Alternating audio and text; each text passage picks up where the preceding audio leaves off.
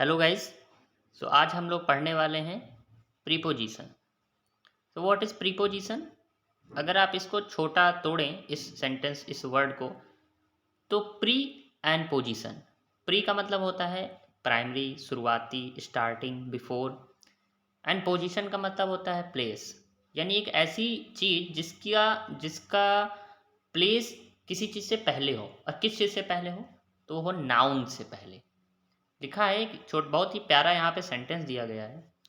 लिखा हुआ है the plane flew above the cloud, behind the cloud, around the cloud, below the cloud, beneath the cloud, beside the cloud, beyond the cloud, into the cloud, near the cloud, outside the cloud, over the cloud, past the cloud, throughout the clouds, toward the clouds, under the clouds, and finally drive underneath the clouds. अब यहाँ पर दो चीज़ों को जोड़ने का जो काम करता है वो प्रीपोजिशन ही करता है। द प्लेन को जोड़ रहा है और इस एक तरफ क्लाउड को जो जोड़ रहा है वो प्रीपोजिशन है, यानी इसकी पोजीशन जो है इस क्लाउड से यानी इस नाउन से कहाँ है? पहले है।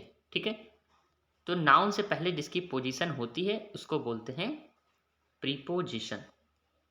यहाँ पर एक छोटा सा डेफिनेशन लिखी है कि आप preposition is a word that shows the relationship between two things.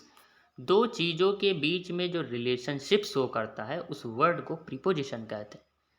ठीक है, आप नीचे एक चार्ट देख रहे होंगे, उस चार्ट में ढेर सारे प्रीपोजिशन दिए गए हैं। About, above, across, after, against, along, among, around, at, before, behind, below, beneath, ऐसे बहुत सारे।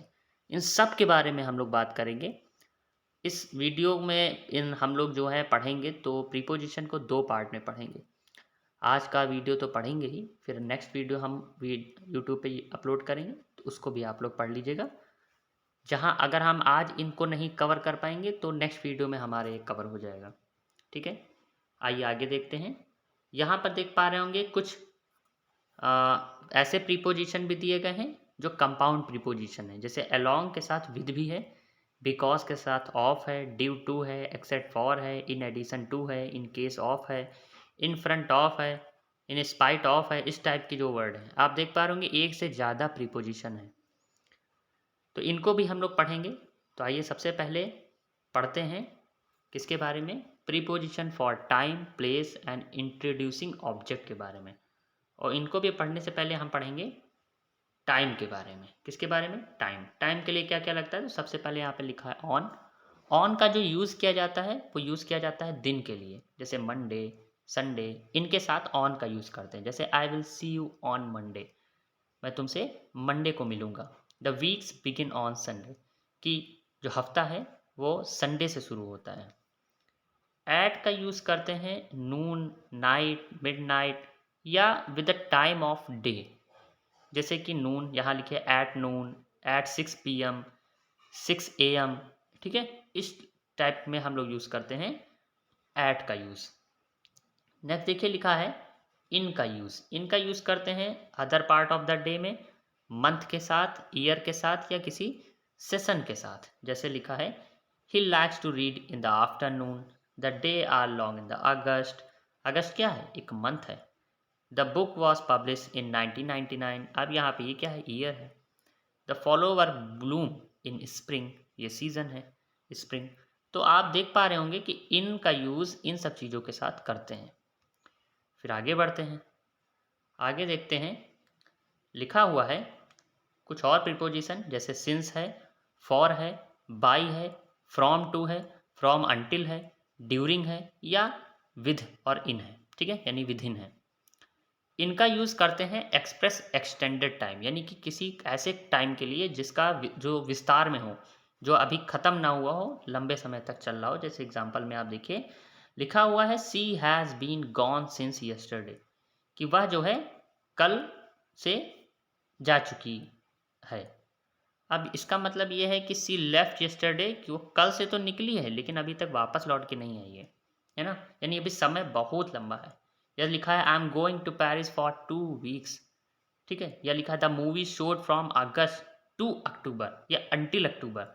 फ्रॉम का यूज़ आप ऊपर देख पा रहे होंगे, फ्रॉम का यूज़ टू का भी जोड़ा होता है और फ्रॉम का अंटिल के साथ भी जोड़ा होता है। ठीक है। तो इसका मतलब क्या है कि आई विल, जैसे ऊपर वाला है I am going to Paris for 2 days, ये सेकंड वाला, इसमें देखिए इसका मतलब है कि I will spend 2 weeks there, कि अभी 2 हफ्ते और भी स्पेंड करना बाकी है, यानी कि व्यतीत करना बाकी है। या लिखा है I watch TV during the evening, तो इसका मतलब है some period of time in the evening, कि कुछ जो इवनिंग में जो समय होता है उसका और कुछ पीरियड भी ले लिया जाए। तो ये सो सीधा सीधा यहाँ पर जो वर्ड लिखा हुआ है ये सेंटेंस कि एक्सप्रेस एक्सटेंडेड टाइम के लिए इन सब का यूज़ करते हैं, यानी कि सिंस का, फॉर का, बाई का, फ्रॉम टू का, फ्रॉम का, अनटिल, ड्यूरिंग या इन का। इनको और सही से समझा दें तो आपको बता दें कि जो present perfect continuous, past perfect continuous, future perfect continuous के साथ सिंस और फॉर का यूज़ करते हैं। सिंस का यूज़ हम लोग पॉइंट ऑफ टाइम के लिए यानी निश्चित समय के लिए, और फॉर का यूज़ हम लोग पीरियड ऑफ टाइम के लिए यानी अनिश्चित समय के लिए करते हैं।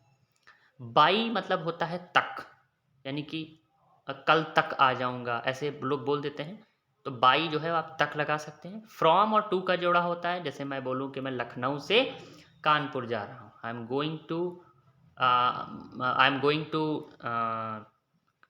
कानपुर फ्रॉम कहाँ, लखनऊ, ठीक है। तो फ्रॉम और टू का जोड़ा होता है। फ्रॉम और अंटिल का जोड़ा होता है। ड्यूरिंग एक समय को भी दिखाता है कि इस दौरान। विधिन दिखाता है, विधिन मतलब होता है एक समय के अंदर ही काम कर लेना, विधिन 2 minutes, आपने वर्ड सुना होगा, ऐसे सेंटेंस सुने होंगे। नेक्स्ट देखते हैं प्लेस के बारे में, ठीक है। प्लेस के लिए बात करी जाए तो फिर हम लोग बात करेंगे इन का। इन जो है किसी पॉइंट को खुद को दिखाता है, जैसे there was a wasp in room, ठीक है। या जैसे मैं कहूँ I am in the room, मैं कमरे में हूँ। इनसाइड का मतलब होता है अंदर की ओर, एक्सप्रेस समथिंग कंटेंट, जैसे put the present inside the box, box के अंदर प्रेजेंट को रख दो, गिफ्ट को रख दो। ऑन का यूज़ करते हैं हम किसी सरफेस पर, यानी जिस चीज़ पर हम टच कर रहे होते हैं उसके लिए हम ऑन का यूज़ करते हैं, जैसे I left your keys on the table. आपको बता दें इन का यूज़ वहाँ होता है जहाँ पर चीज़ अंदर जा रही होती, जैसे कि मान लीजिए ये है आपकी प्यारी सी कुर्सी, तो कुर्सी के लिए यानी चेयर के लिए आप कभी भी ऑन का यूज़ नहीं करेंगे, वहाँ आप यूज़ करेंगे इन का, क्योंकि कुर्सी की जो पोजीशन होती है वो यूँ होती है। ऐसे ही जो बेड होता है, बेड पे अगर इंसान सोने जा रहा है इस तरीके से, तो उसके लिए भी आप क्या यूज़ करते हैं, इन का यूज़ करते हैं। बहुत सारी बड़ी बड़ी किताबों में इन का यूज़ किया गया है। ऑन का यूज़ किया जाता है किसी ऐसी चीज़ पे जो तखत जैसे होता है ना, उसको बोला जाता है ऑन, ठीक है। लेकिन बेड जो होता है उसमें आपने देखा होगा इस तरफ थोड़ा सा सर की तरफ निकला होता है, इसकी पोजीशन यूँ होती है, इसलिए हम लोग इनका यूज़ करते हैं वहाँ पे। फिर आगे बढ़ते हैं और देखते हैं ऐट का यूज़। ऐट जो है वो टॉक्स अबाउट करता है जनरल विसिनिटी की, जैसे हम बोल देते हैं, जैसे मम्मी पूछती है कि कहाँ हो, हम लोग बोल देते हैं दरवाजे पर हैं, तो दरवाजे पर, ना कि दरवाजे के ऊपर बैठे हुए हो, है ना, है ना। तो इस पर तो निकल रहा है मुँह से, लेकिन ऑन नहीं लगाना है आपको, आप उसके पास खड़े हो। She was the waiting at corner, ठीक है। इस सारे टाइप के सेंटेंस में आप एट का भी यूज़ करते हैं। फिर हम बात करते हैं ओवर और अबव के बारे में। When the object is higher than a point, जब कोई ऑब्जेक्ट, कोई वस्तु किसी पॉइंट से ऊपर होता है थोड़ा सा, तब हम लोग ओवर या अबव का यूज़ करते हैं। जैसे लिखा है he threw the ball over the roof, कि छत से ऊपर से उसने बॉल को फेंका। या hang this picture above the couch, ठीक है। या वॉल, तो वॉल पे पिक्चर को लटका दिया, अब ऊपर लटका दिया, ओवर से निकल गया। ओवर का मतलब है जब कोई चीज़ ऊपर तो हो लेकिन टच ना कर रही हो, जैसे बॉल जब फेंकी तो पूरी की पूरी क्या हो गई, छत पर से निकल गई लेकिन छत को टच नहीं करी, ठीक है। नेक्स्ट देखते हैं, यहाँ पे लिखा है अंडर, अंडरनीथ, बीनीथ या below. When the object is lower than a point, इनका यूज तब करते हैं जब ऊपर नहीं बल्कि नीचे कोई चीज़ हो। जैसे लिखा है the rabbit burrowed under the ground, कि रैबिट ने गड्ढा खोदा है जमीन के नीचे। The child hid underneath the blanket, एक बच्चा जो है वो ब्लैंकेट के नीचे छुप गया। या we relax in the shade beneath the branches, हमने जो है जो छाँव है पेड़ की छाँव के नीचे रिलैक्स किया। या the valley is below sea level, कि जो वैली है वो सी लेवल से नीचे है। सबका यूज़ अलग अलग हो रहा है, लेकिन सबका यूज़ किसके लिए हो रहा है, लोअर देन अ पॉइंट, किसी ऑब्जेक्ट से नीचे की ओर। फिर हम आगे बढ़ते हैं, लिखा हुआ है नियर का, बाई का, नेक्स्ट टू का, बिटवीन का, एमंग का और अपोजिट का। नियर का मतलब क्या होता है? नियर का मतलब होता है पास में, है ना। बाई भी किसी प्लेस को दिखाता है, नेक्स्ट टू भी पास को दिखाता है। बिटवीन का मतलब होता है बीच में। एमंग मीन्स होता है बीच में, लेकिन बिटवीन और एमंग में इतना डिफरेंस होता है कि बिटवीन का यूज़ हम करते हैं फॉर बोथ, यानी दो लोगों के लिए, दो चीज़ों के लिए, और एमंग का यूज़ करते हैं मोर देन बोथ या मोर देन टू, दो चीज़ों से ज़्यादा के लिए। अपोजिट आप जानते ही हैं। तो इनका यूज़ हम नॉर्मली वहाँ करते हैं जब कोई पॉइंट किसी चीज़ के क्लोज होती है, यानी पास में होती है। ठीक है, जैसे लिखा she lives near the school, वह स्कूल के पास में रहती है। या लिखा है there is an ice cream shop by the store, कि स्टोर के पास में आइसक्रीम है। नेक्स्ट है an oak tree grows next to my house, कि जो ओक ट्री है वो मेरे घर के पास में ग्रो हुआ है। ठीक है, होता है। The house is between Elm street and maple street, ये जो मेरा घर है वो एल्म स्ट्रीट और मैपल स्ट्रीट के बीच में है। ठीक है, तो ये बीच का तो सेंस तो समझ में आ गया। या I found my pen lying among the books, ये मेरा जो पेन है वो किताबों के बीच में पड़ा हुआ है। या I bathroom is opposite the kitchen, कि बाथरूम जो है वो किचन के अपोजिट में है, यानी कि कहाँ पर है? उसके उल्टे साइड में। ठीक है, तो ये सब प्रीपोजिशन है। फिर हम देखते हैं कुछ ऐसे वर्ड्स को जिनके साथ पर्टिकुलर वही प्रीपोजिशन यूज होती है। जैसे कौन कौन से ऐसे वर्ड हैं, तो सबसे पहले हम बात करने जा रहे हैं एट का। और एट का यूज़ किन किन वर्ड्स के साथ होता है, जैसे कि glance at, laugh at, look at, rejoice at, smile at, stare at. इसके साथ आप और कुछ नहीं लगाएंगे। जैसे सेंटेंस में आपको दिया जाएगा कभी एग्जाम में, तो इस तरीके का मान लीजिए कोई सेंटेंस दे दिया गया, तो यहाँ पर अगर ग्लैंस आया हुआ है तो आप यहाँ पे सिर्फ और सिर्फ क्या लगाएंगे, एट का ही यूज़ करेंगे। ठीक है, या दिया है यू डिडेंट लॉफ, लॉफ आया है तो ऐट का ही आगे यूज़ होगा। लुकिंग आया है तो ऐट का यूज़ होगा। रिजॉइस आया है तो ऐट का। स्माइल आया है तो ऐट का। स्टेयरिंग आया है तो ऐट का। इनके साथ ऐट चिपका हुआ है, आप ऐसे बोल सकते हो। ठीक है, इन वर्ड्स को आपको याद करना पड़ेगा। नेक्स्ट देख लीजिएगा, वीडियो को पॉज करके देख लीजिएगा, याद हो जाएगा। फिर हम बात करते हैं ऑफ का। ऑफ का यूज़ कहाँ पे करते हैं? With verb approval, consist and smell. इन चीज़ों के साथ, यानी अप्रूव के साथ, कंसिस्ट के साथ और स्मेल के साथ। अप्रूव आया तो भी ऑफ यूज़ करेंगे, कंसिस्ट आया तो भी ऑफ यूज़ करेंगे, स्मेलिंग आया तो भी आप ऑफ का यूज़ करेंगे। दूसरा आगे पढ़ते हैं, और कौन कौन से ऐसे वर्ड हैं ऑफ का यूज़ और अबाउट का यूज़। अगर कोई वर्ब है जैसे ड्रीम है, थिंक है, तो उनके साथ भी हम ऑफ और अबाउट का यूज़ करते हैं। जैसे यहाँ पे ड्रीम दिया है, थिंक दिया है, थिंकिंग दिया है, तो ड्रीम के साथ देखिए ऑफ का यूज़ हो रहा है, थिंक के साथ ऑफ का यूज़ हो रहा है, थिंकिंग अबाउट भी होता है। तो इन सब चीज़ों के साथ ये सारी चीज़ें यूज़ हो रही हैं। फिर देखिए लिखा हुआ है फॉर। फॉर जो होता है वो किसके किसके साथ यूज़ होता है? काल के साथ, होप के साथ, लुक के साथ, वेट के साथ, वॉच के साथ, विश के साथ। जैसे call for sorry, hopes for, looking for, wait for, ये लगना बहुत ज़रूरी है ना। ऐसे ही देखिए टू एक होता है, टू आपने सुना होगा, लिसन टू, है ना। लिसन टू मी ऐसे टीचर्स बोलते हैं ना, तो वहाँ पे देखिए टू का यूज़ करते हैं। या आप ऐसे ही आप लिख देते हैं आई एम प्राउड, उसके बाद क्या लगाते हैं? ऑफ, है ना। तो ये नॉर्मल सी बातें हैं, आधी बातें तो ऐसे ही पता है आप लोगों को, इंटेलिजेंट हैं आप लोग। ठीक है, देखिए वाच के साथ फॉर, विश के साथ फॉर, सारी चीज़ें लिखी हैं। अब हम समझते हैं कुछ मिसयूज्ड प्रीपोजिशन जिसको बच्चे पढ़ के कंफ्यूज हो जाते हैं।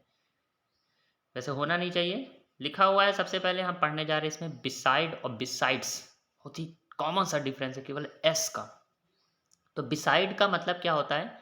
बिसाइड का मतलब होता है नेक्स्ट टू, यानी साइड बाय साइड, यानी जिसको आप बोल सकते हैं बगल में, एकदम पास में ही बैठा हुआ है कोई। पास ना बोल के बगल बोलना ज़्यादा सही रहेगा। और बिसाइड्स का मतलब होता है इन एडिशन, यानी अतिरिक्त या अलावा। जैसे आप कभी कभी बोल देते हो, जैसे एग्जांपल लिखा है the comb is beside the brush, जो कंघा है वो ब्रश के पास में है, यानी कि उसके बगल में रखा हुआ है। और दूसरा सेंटेंस अगर बिसाइड से बोले तो beside planning the trip she is also getting the trip, sorry ticket, कि उसने जो है ट्रिप को प्लान करने के अलावा टिकट भी खरीद रही है। ठीक है, तो अलावा, अलावा या अतिरिक्त के लिए बिसाइड्स, और बिसाइड का यूज़ करते हैं किसी चीज़ में बगल में यानी पास के लिए। नेक्स्ट देखते हैं बिटवीन और एमंग, इसके बारे में अभी हम लोग ने बात किया था। बिटवीन का यूज़ करते हैं टू आइटम्स के लिए जनरली, और एमंग का यूज़ करते हैं मोर देन टू यानी 3 4 ज़्यादा हो सकते हैं। जैसे यहाँ पे एग्जाम्पल में देखिए लिखा है बिटवीन यू एंड मी, तो यहाँ पे 2 लोगों के लिए है इसलिए बिटवीन का use. He is among friend, है ना, ज़्यादा लोग हो गए, देखिए यू मी एंड ही 3 लोग हो गए, तो यहाँ पे एमंग का यूज़ कर लिया है। बहुत ही प्यारा एग्जाम्पल है, एक ही सेंटेंस में दोनों निपटा दिए। आगे देखते हैं, लिखा है ड्यू टू। ड्यू टू का मतलब होता है कारण से, इसी का मतलब बिकॉज ऑफ भी होता है। देखिए नॉट ड्यू टू का मतलब बिकॉज ऑफ भी होता है, कारण। बिकॉज ऑफ हिज स्पेंडिंग या not due to his spending we were all ticket, या ड्यू टू मतलब ड्यू टू का मतलब तो कारण, ठीक है, किसी कोई मीनिंग जिसमें ना निकल रही हो, शुड नॉट बी यूज्ड, ठीक है। आगे देखते हैं, लिखा हुआ है इनसाइड ऑफ। इनसाइड ऑफ का मतलब होता है the of is always unnecessary, जहाँ पे चीज़ हमेशा ज़रूरी नहीं होती है। जैसे स्टे इनसाइड द हाउस, घर के अंदर रहो, मास्क पहने रहो, है ना। The man stay outside the post office, कि जो आदमी है वो बाहर ठहरता है पोस्ट ऑफिस के, ठीक है, पोस्ट ऑफिस के बाहर रुका हुआ है, ऐसे बोल सकते हैं। तो ये सब जो है इनका यूज इनसाइड में हो गया। तो ये सारे क्या है, ये प्रीपोजिशन है। प्रीपोजिशन जितना मैंने पढ़ाया है ये अभी काफ़ी नहीं है, ये केवल अभी क्या है, एक पहला पार्ट हमने आपके लिए प्रीपोजिशन का बनाया हुआ है, और अभी बहुत कुछ पढ़ना बाकी है, ठीक है। तो हम लोग दूसरे वीडियो में भी प्रीपोजिशन का पार्ट कवर करेंगे। ओके, तब तक के लिए गुड डे।